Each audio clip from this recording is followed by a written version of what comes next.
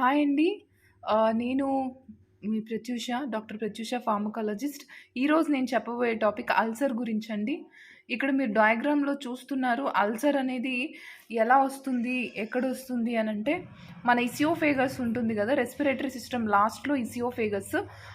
ఆ ఇసియోఫేగస్‌లో వస్తే మనం ఇసియోఫేజియల్ అల్సర్స్ అంటాము.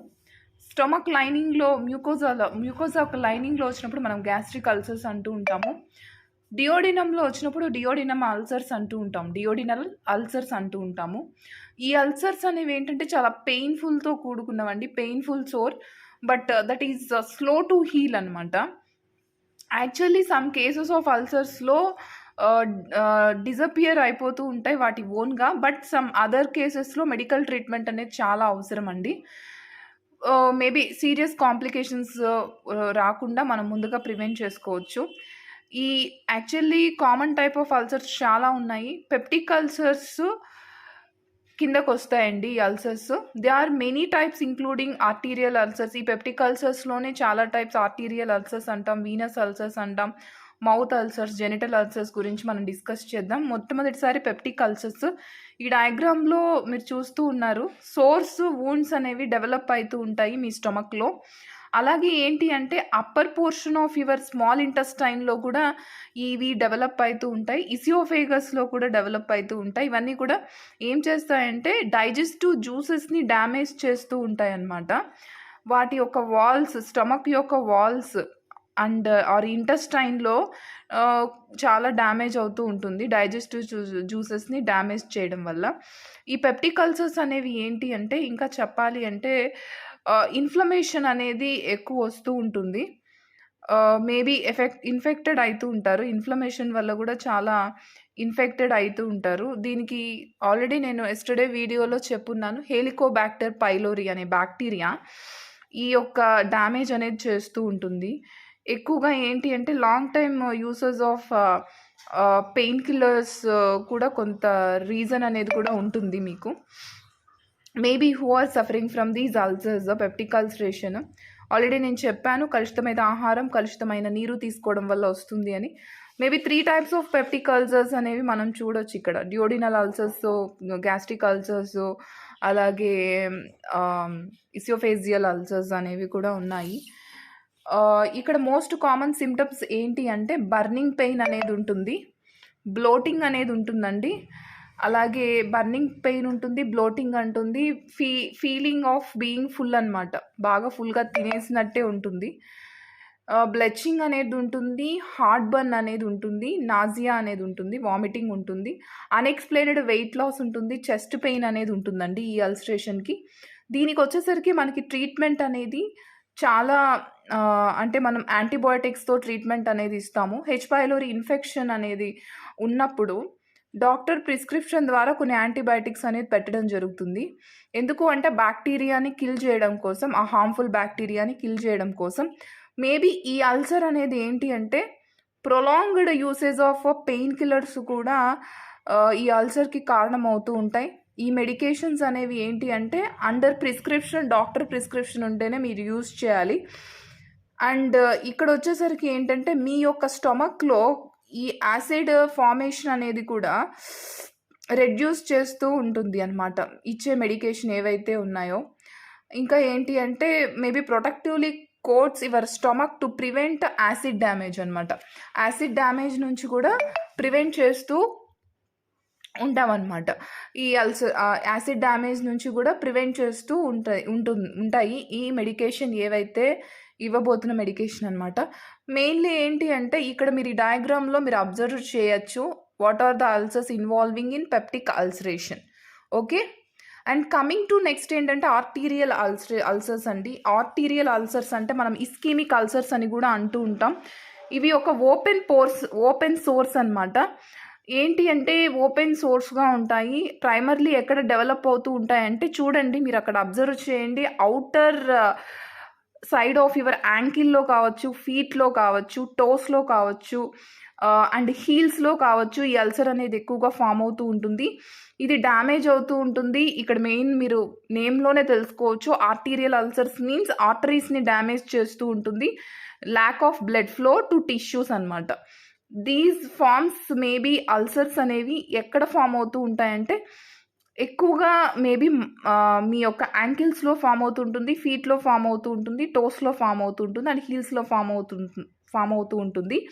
ఇంకా చెప్పాలి అంటే మంత్స్ చాలా వరకు ఇది ఏంటంటే ఈ అల్సరేషన్ ఏంటి అంటే కొన్ని మంత్స్ ఉన్నప్పుడు ఏంటి అంటే హీల్ చేయడము కొంచెం టైం పడుతూ ఉంటుంది.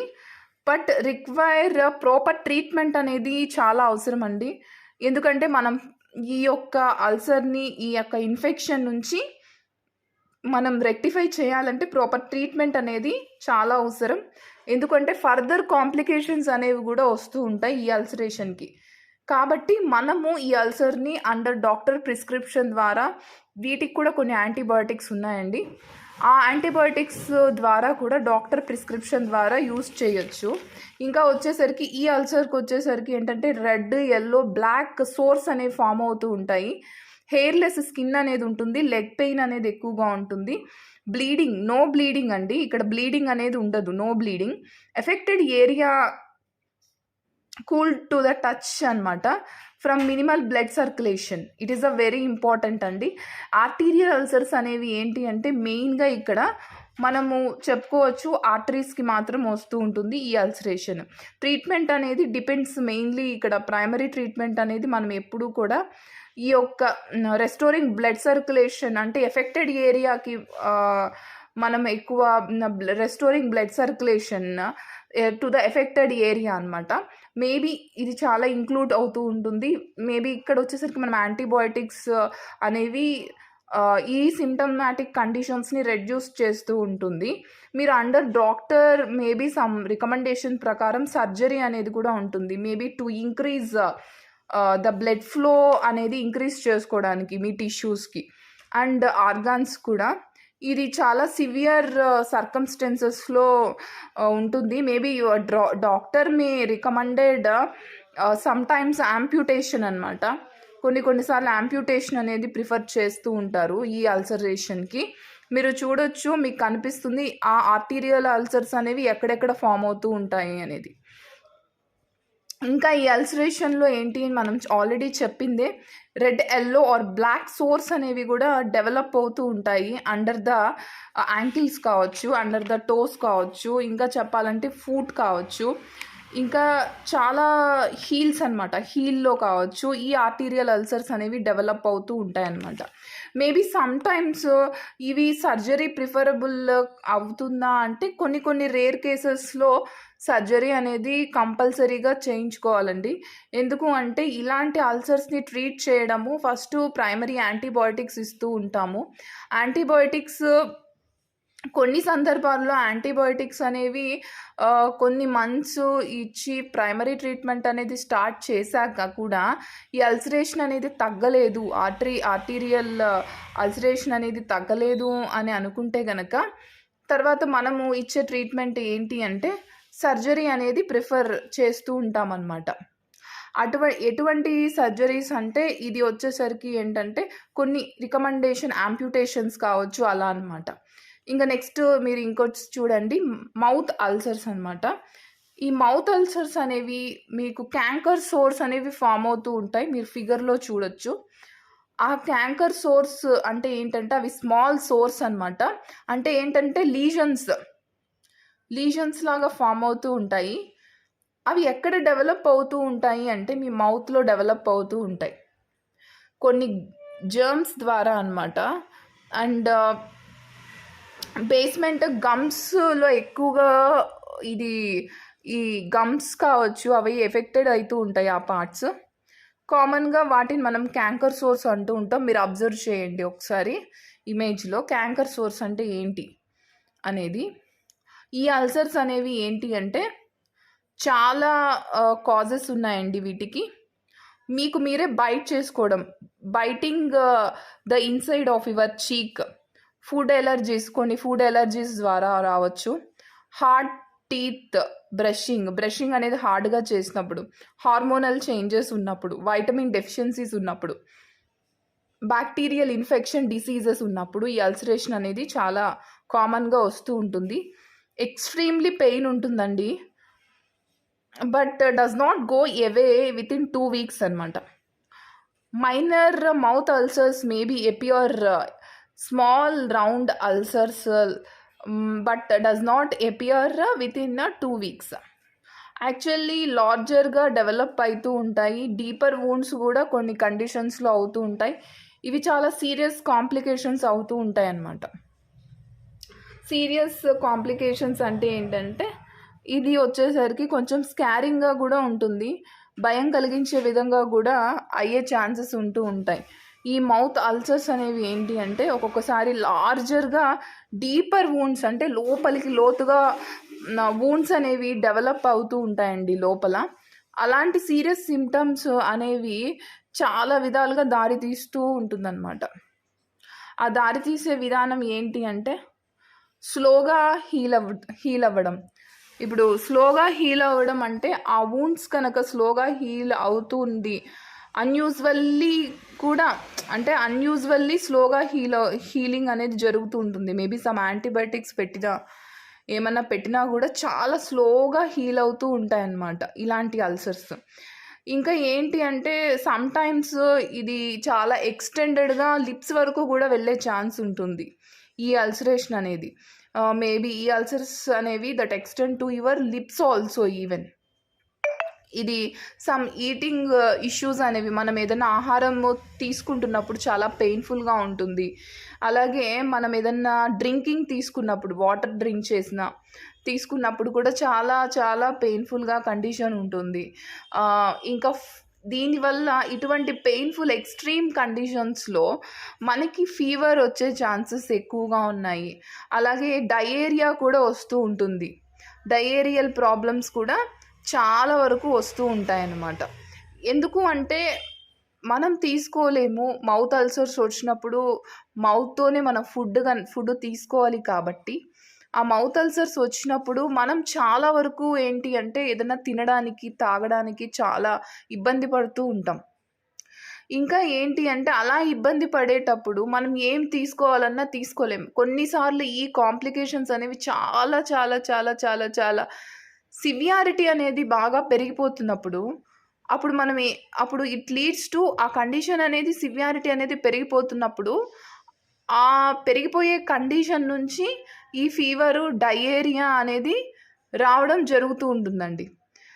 కొన్నిసార్లు మనం మౌత్తోనే మనం లోపల ఇన్సైడ్గా మన మౌత్తోనే మనం బైట్ చేస్తూ ఉంటాం మన చీక్స్ని తింటున్నప్పుడు కావచ్చు, అన్ఎక్స్పెక్టెడ్గా కావచ్చు. దీనికి కొన్ని ఆయింట్మెంట్స్ అనేవి డాక్టర్ ప్రిస్క్రిప్షన్ ద్వారా మీరు యూజ్ చేయొచ్చు. And coming to Venus ulcers అండి, ఇక్కడ మీరు చూడండి వీనస్ అల్సర్స్ అంటే ఏంటి. ఈ వీనస్ అల్సర్స్ అనే దానికి ఇక్కడ మీరు చూడండి, వెయిన్స్కి వస్తే నథింగ్ బట్ వీనస్ అల్సర్స్ అనమాట. వెయిన్స్కి రావడమే వీనస్ అల్సర్స్. ఆర్టరీస్కి రావడం ఇందాక చెప్పాను కదా ఆర్టీరియల్ అల్సర్స్. ఇక్కడ వచ్చేసరికి ఏంటి అంటే ఈ వీనస్ అల్సర్స్ వచ్చేసరికి కామన్గా లెగ్ అల్సర్స్ అంటూ ఉంటాము వీటిని. ఇవి ఓపెన్గా ఉంటాయి వూండ్స్ అనేవి. And maybe sometimes below the నీ వస్తూ ఉంటాయి, లెగ్ మీద కూడా ఫామ్ అవుతూ ఉంటాయి ఈ టైప్ ఆఫ్ అల్సర్స్. అంటే అలా ఫామ్ అయిపోయి టిపికల్గా ఏం డెవలప్ అవుతూ ఉంటుందంటే మీ వెయిన్స్ని డ్యామేజ్ చేస్తూ ఉంటుందన్నమాట. అంటే ఇన్సఫిషియెంట్గా బ్లడ్ ఫ్లో అనేది బ్యాక్ టు యువర్ హార్ట్ అనేది లేకపోతే వెయిన్స్ అనేవి డ్యామేజ్ అయిపోవడం జరుగుతూ ఉంటుందన్నమాట. కొన్ని కేసెస్లో వీనస్ అల్సర్స్ అనేవి చాలా ఇన్ఫెక్ట్ చేస్తూ ఉంటాయండి. చాలా చాలా ఇన్ఫెక్ట్ చేస్తూ ఉంటాయి. మేబీ సమ్టైమ్స్ చాలా కాంప్లికేటెడ్ అవుతూ ఉంటాయి ఈ వీనస్ అల్సర్స్. అసలు సిమ్టమాటిక్ కండిషన్స్ వచ్చేసరికి దీనికి ఇన్ఫ్లమేషన్ వస్తూ ఉంటుంది, స్వెల్లింగ్, నథింగ్ బట్ స్వెల్లింగ్ అనమాట. ఇచ్చింగ్ స్కిన్ అనేది ఉంటుంది, స్కాబింగ్ డిశ్చార్జ్ అనేది జరుగుతూ ఉంటుంది. స్కాబింగ్ డిశ్చార్జ్ అనేది కూడా జరుగుతూ ఉంటుంది. అంటే దాని నుంచి పస్ ఫార్మేషన్ అనేది ఉండడం, మళ్ళా చాలా దురద పెట్టడం, అక్కడ మళ్ళీ వాపు రావడం, ఇలాంటి పరిస్థితులు ఎదుర్కోవాల్సి ఉంటుంది ఈ వీనస్ అల్సర్స్. వెయిన్స్ అనేవి కూడా డ్యామేజ్ అయిపోతూ ఉంటాయండి ఈ వీనస్ అల్సర్స్ వల్ల. ఇక్కడ చూడండి, సోర్ అనేది ఏ కలర్లో ఉంటుందంటే రెడ్ బేస్మెంట్లో ఉంటుంది. Sometimes covered by yellow టిష్యూతో కవర్ అయి ఉంటుంది. ఇచ్చింగ్ ద స్కిన్ అనేది ఉంటుంది, నేను ఆల్రెడీ చెప్పాను. లెగ్ స్వెల్లింగ్ అనేది ఉంటుంది, క్రాంపింగ్ ఉంటుంది, లెగ్ పెయిన్ సివియర్గా ఉంటుంది. మీరు ఫిగర్లో అబ్జర్వ్ చేస్తే dark red, purple, brown hard and skin అనేది అక్కడ అయిపోతుంది అనమాట, ఆ స్కిన్ అంతా ఏరియా అంతా. అప్పుడు ఏమవుతుందంటే అలా ఉండి జరిగి ఏంటంటే ఎవరైతే నెగ్లెక్ట్ చేస్తారో వాళ్ళకి వెయిన్స్ అనేవి కూడా డ్యామేజ్ అవ్వడం జరుగుతుంది.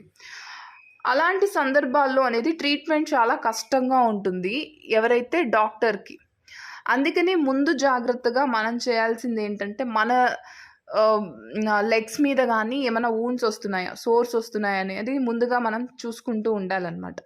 ఈ అల్సర్స్, వీనస్ అల్సర్స్ అనేవి చాలా మంత్స్ వరకు ఉంటాయండి. ఈ అల్సర్స్ కూడా ఫుల్లీగా హీల్ చేయాలి అంటే ఇట్ టేక్ సమ్ టైం అనమాట. మనం హీల్ చేయాలి అంటే చాలా టైం పడుతూ ఉంటుంది ఇలాంటి టైప్ ఆఫ్ అల్సర్స్కి. ఇన్ ద రేర్ కండిషన్స్లో అంటే కొన్ని సందర్భాల్లో ఈ అల్సర్స్ అనేవి హీల్ అవ్వవండి. అలాంటి హీల్ అవ్వని పరిస్థితుల్లో ఏంటంటే ఎక్కువగా స్టార్టింగ్లోనే మనము జాగ్రత్త తీసుకోవాల్సి ఉంటుంది ఇలాంటి టైప్ ఆఫ్ అల్సర్స్కి.